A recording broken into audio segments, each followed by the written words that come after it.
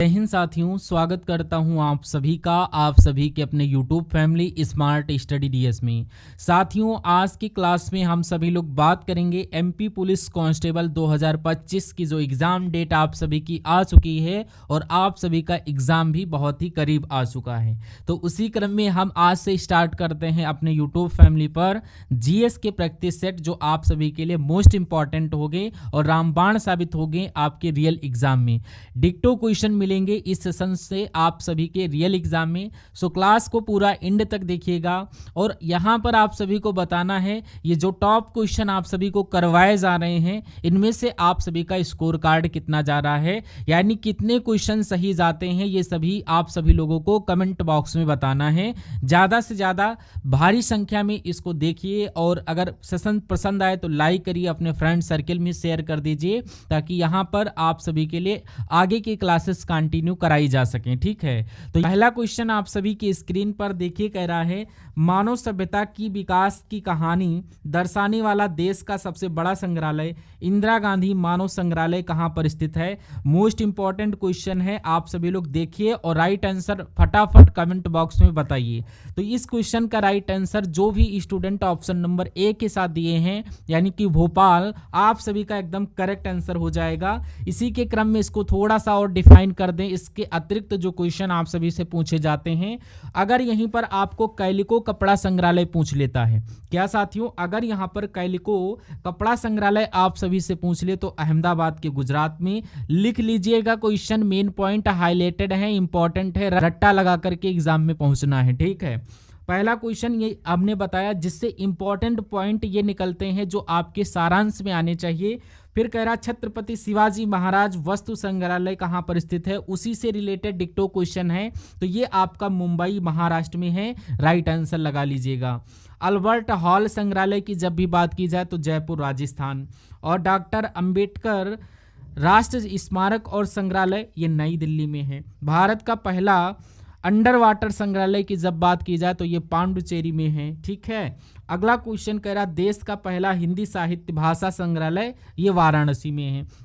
ये important point हैं, आप सभी लोग कमेंट करके बताइएगा कि इसमें से कितने पॉइंट आप सभी को आते थे, इनके राइट एंड एग्जैक्ट आंसर आप सभी लोग जानते थे। कमेंट बॉक्स में यस और नो करके जरूर बताइएगा। और सेकंड नंबर क्वेश्चन कह रहा है 1757 ईस्वी के प्लासी के युद्ध के बाद ब्रिटिश ईस्ट इंडिया कंपनी से कौन प्लासी का बैरन बना। इंपॉर्टेंट क्वेश्चन है, बताइए फटाफट कमेंट बॉक्स में इस क्वेश्चन का राइट आंसर किस ऑप्शन के साथ दोगे आप सभी लोग। देखिए, क्या जॉन लॉरेंस हैं या वॉरेन हेस्टिंग हैं, रॉबर्ट क्लाइव हैं, चार्ल्स नेपेरियर हैं। तो यहाँ पर इस क्वेश्चन का राइट आंसर नंबर सी को चूज किए हैं, रॉबर्ट क्लाइव, उन सभी का राइट आंसर हो जाता है। बाकी के जो भी student A B C choose करेंगे उन सभी का गलत हो जाएगा, यानी कि ए बी डी के द्वारा अगर चूज किए हैं तो उन सभी का गलत हो जाएगा। इस क्रम में right answer option number C यानी कि रॉबर्ट क्लाइव। इससे रिलेटेड जो आपके क्वेश्चन बनते हैं वो देख लीजिए। अगर यहीं पर पूछ लिया जाए कि प्लासी का युद्ध ये हुआ कब था और किनके किनके बीच लड़ा गया था, तो प्लासी का युद्ध ये आपका हुआ था 23 जून 1757 और ये बंगाल के नवाब सिराजुद्दौला व रॉबर्ट क्लाइव के द्वारा हुआ था। किसके द्वारा? ये बंगाल के एक नवाब थे जिनका नाम था सिराजुद्दौला व रॉबर्ट क्लाइव के द्वारा। प्लासी के युद्ध के बाद बंगाल के नवाब कौन बने, तो मीर जफर बने थे। राइट आंसर आप सभी को बता दिए हैं। ये पॉइंट आपको ये जो हैं इनको नोट करके अपनी कॉपी में लिख लेना है, एग्जाम हॉल में पहुंचने से पहले एक बार इसको देख जरूर लीजिएगा। अगला देखिए, कह रहा है हरेली का त्योहार निम्नलिखित में से किस भारतीय राज्य में मनाया जाता है। इंपॉर्टेंट क्वेश्चन है, त्योहार से भी आपके दो क्वेश्चंस पूछे जाते हैं एग्जाम में। तो हरेली का त्योहार जब आपसे पूछे तो इस क्वेश्चन का राइट आंसर क्या बताओगे, उड़ीसा, मध्य प्रदेश, पंजाब या छत्तीसगढ़। तो इस क्वेश्चन का राइट आंसर जिन भी स्टूडेंट के द्वारा ऑप्शन नंबर डी चूज किया गया है छत्तीसगढ़, उन सभी का करेक्ट आंसर हो जाएगा। इससे रिलेटेड जो आपके हाईलाइटेड पॉइंट बनते हैं, देखिए पारंपरिक दृश्य और फसल उत्सव मनाया जाता है श्रवण अमावस्या के दिन। किस दिन मनाया जाता है, ये क्वेश्चन अगर बन जाए कि पारंपरिक दृश्य और फसल उत्सव कब मनाया जाता है, तो ये श्रवण अमावस्या के दिन मनाया जाता है। और अगर यहीं पर ये क्वेश्चन पूछ ले कि छत्तीसगढ़ का पहला त्योहार किसे कहा जाता है, तो हरेली का त्योहार होता है। छत्तीसगढ़ में पहला यही त्योहार है हरेली का जो मनाया जाता है। और ये अच्छी फसल के लिए किसकी पूजा की जाती है, वहां पर अच्छी फसल के लिए किसकी पूजा की जाती है, तो देवी कुटकी की जाती है। ये आपकी राइट आंसर यहां पर हाईलाइटेड पॉइंट में दिए गए हैं। ये पॉइंट टू रिमेंबर में आप सभी लोग रहेंगे। ये समझ लीजिए एक सिरिंज की तरह काम करेंगे, टॉनिक समझकर इन क्वेश्चन को रट लीजिएगा और नोटबुक में लिख लीजिएगा।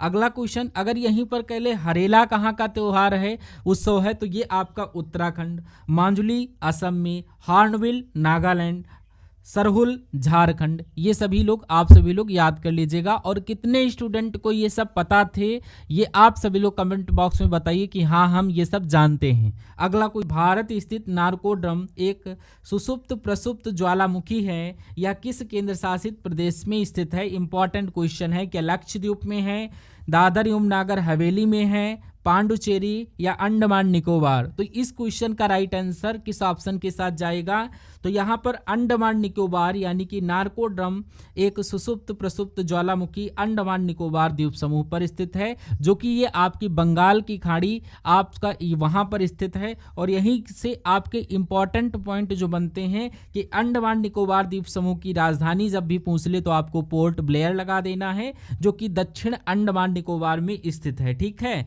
और सबसे ऊंची चोटी कौन सी है, अगर यहीं पर पूछ लिया जाए कि यह अंडमान निकोबार में सबसे ऊंची चोटी कौन सी है, तो सैडल पीक, जिसकी लंबाई जो है 737 मीटर उत्तरी अंडमान पर ये स्थित है। ये भी आप सभी के लिए इंपॉर्टेंट क्वेश्चन बन जाता है और ये क्वेश्चन पूछे गए हैं आपके प्रीवियस ईयर में।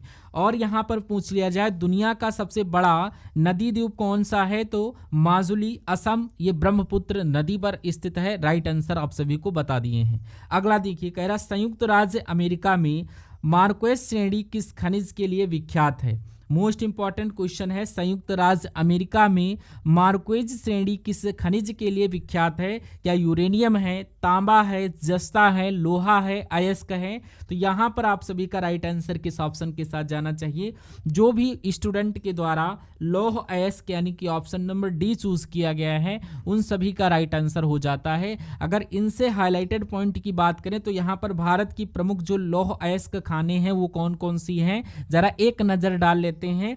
कह रहा है वेलाडीला खान, ये आपकी छत्तीसगढ़ में है, सिंहभूम ये झारखंड में है, वारविल कोयरा घाटी उड़ीसा में स्थित है, केंद्रमुख ये आपकी कर्नाटक में स्थित है।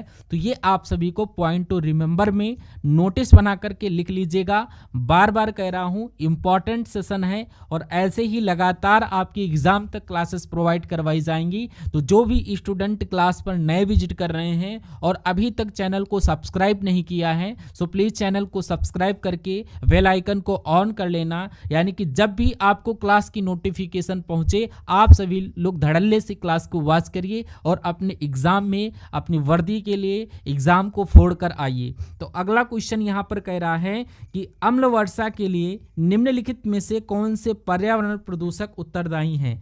अम्ल वर्षा जो होती है उसमें से कौन से यहाँ पर पर्यावरण प्रदूषक हैं जो उत्तरदायी होते हैं। क्या कार्बन डाइऑक्साइड और नाइट्रोजन, कार्बन मोनोऑक्साइड और कार्बन डाइऑक्साइड, नाइट्रस ऑक्साइड और सल्फर डाइऑक्साइड, ओजोन व कार्बन डाइऑक्साइड, इसमें से कौन सा करेक्ट आंसर है। फटाफट कमेंट बॉक्स में आंसर की बौछार कर दीजिए आप सभी लोग, जो भी स्टूडेंट यहाँ पर क्लास देख रहे हैं फटाफट बताइए। क्वेश्चन बहुत ही ज़्यादा मोस्ट इंपॉर्टेंट है, मैं बार बार कह रहा हूँ, स्टार लगा करके रख लीजिएगा। तो इस क्वेश्चन का राइट आंसर जो भी स्टूडेंट यहाँ पर नाइट्रस ऑक्साइड और सल्फर डाइऑक्साइड को चूज किए हैं उन सभी का राइट आंसर हो जाता है, यानी कि ऑप्शन नंबर सी के साथ क्वेश्चन का करेक्ट आंसर जाएगा। इसी क्रम में इससे इंपॉर्टेंट पॉइंट जो बनते हैं वो देख लीजिए क्या बनते हैं कि मार एग्जाम में पूछ ले कि मानव जनित पर्यावरण प्रदूषण क्या कहलाता है, तो एंथ्रोपोजेनिक कहलाता है। क्या कहलाता है, एंथ्रोपोजेनिक कहलाता है। फ्लर क्या है, तो ये आपका ध्वनि प्रदूषण है। अनुच्छेद 35A को जवाहरलाल नेहरू कैबिनेट की सलाह पर तत्कालीन राष्ट्रपति राजेंद्र प्रसाद के आदेश द्वारा वर्ष किया गया था। इंपॉर्टेंट क्वेश्चन, क्या किया गया था, ये जो वर्ष था यहाँ पर वर्ष, यहाँ पर ये बताना कौन सा वर्ष में ये किया गया था। क्या 1956, 1959, 1954, 1950। तो यहाँ पर आप सभी का राइट आंसर जो भी 1954 के साथ स्टूडेंट है उन सभी का करेक्ट आंसर हो जाएगा। अब यहीं पर मैं थोड़ा सा आप सभी को पॉइंट बता देता हूँ। ये जो आर्टिकल 35 ये है, ये 5 अगस्त 2019 को आर्टिकल 370 को समाप्त करने के बाद इसे भी रद्द कर दिया गया। ये आपका अभी का अपडेट मैं आपको बताया हूँ।